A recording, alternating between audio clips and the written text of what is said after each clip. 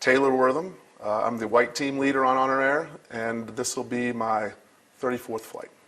34 flights out of 38? Yes, so I went on number 4 as an escort, was promoted to assistant blue team leader, and then through the years I've been promoted to a white team leader. When I think of HonorAir, I think of you actually, because you're just always above the crowd, but you seem like you are just so invested in this. Is there a moment that stands out for you above all others? Probably a couple of them, actually. One, a little bit of a recency bias, but this last particular flight that we were on, there was a Vietnam-era veteran. He had his daughter as his escort. Wasn't on the white team, was on another team, but I'm always at the wall helping with the etchings. The height comes in handy. And you could tell he was sort of struggling a little bit, trying to figure stuff. I went over, asked if I could help, and his daughter said there was a soldier alongside him that was killed in Vietnam, and he can't remember his name. And so I think that really caused a little bit of guilt with him. So she got him to the wall. Luckily, they've now assigned a photo of everybody that's on the wall. You can use the website. So he knew the day of the battle. We looked it up. We went all the way down. He finally found the picture of the guy, and you could just see the emotion pour out of him. So we found that name on the wall. He went over there, put his hand up against it, and tears, and you could just tell those are the kind of moments that, I think it makes a big impact on these guys. Another one, which is a little bit, I'd say kind of shows the mantra of the HonorAir team. The all-female flight that we did had a veteran, female U.S. Navy, retired, that asked if she could see her parents' grave, which was at Arlington National Cemetery. Usually, and you've been on the flight, the timing's kind of tight. We don't really have time to go visit the grave sites just because of sort of how difficult it is now to get in and get out. But she told me it was both her parents and both her siblings, her brothers. So I thought, all 4, we got to figure out a way to do this. She was in a wheelchair, so we kind of figured it out. We were able to get the shuttle to drop us off. It wasn't going to get back in time for us to get back to the Tomb of the Unknown, so I pushed her about a mile through the Arlington to get back, and I think that really touched her too. She hadn't been back, I think, since the funeral of her father. So a couple, sort of different things where, 1, we'll find a way if we can, and 2, just countless stories like that for that Vietnam veteran that I think very cathartic, some things that they've probably been thinking about since they came home. When you think of HonorAir, what runs through your mind?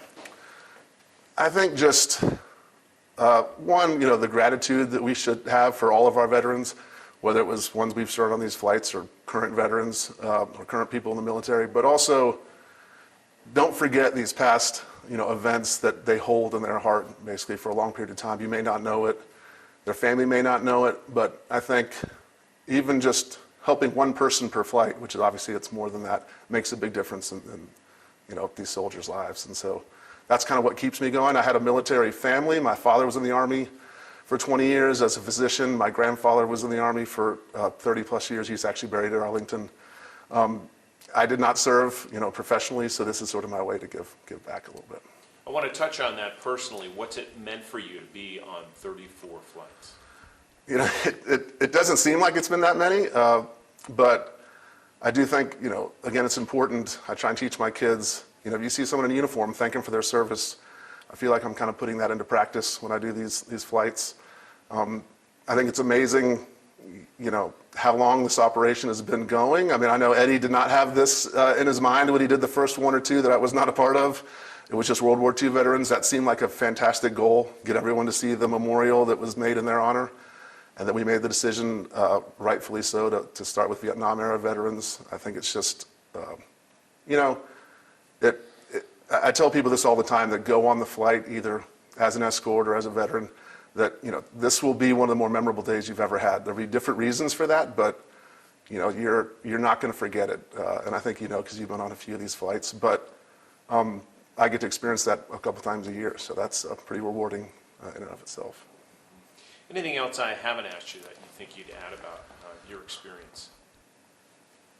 No, I think 1, it's also shown me how much East Tennessee loves and supports their veterans. If you've been to the welcome homes we have at the airport, they're just unbelievable people. This is now our 38th flight, 39th coming up, and the amount of people that show up, 1,000 plus in that airport to cheer the veterans home. Some come every time we have a welcome home. Some people might be there first. The kids that are in the crowd, the grandkids that are in the crowd, people that are just showing up at the airport from an arriving flight and don't have any clue what's going on once they figure it out. I mean, I think it kind of, with everything that goes on, that, if you watch the news, not your news, but, but other news programs might be negative, this sort of centers you that, hey, people really care. They like to get together. They like to support good causes, and Knoxville's a great town for that. So I think, I think that says a lot about the people that support it monetarily, the people that support it just volunteer, people that come to show up. It's a good place to be a veteran, and I think to be thanked. Thank you, sir. How'd I do? Excellent.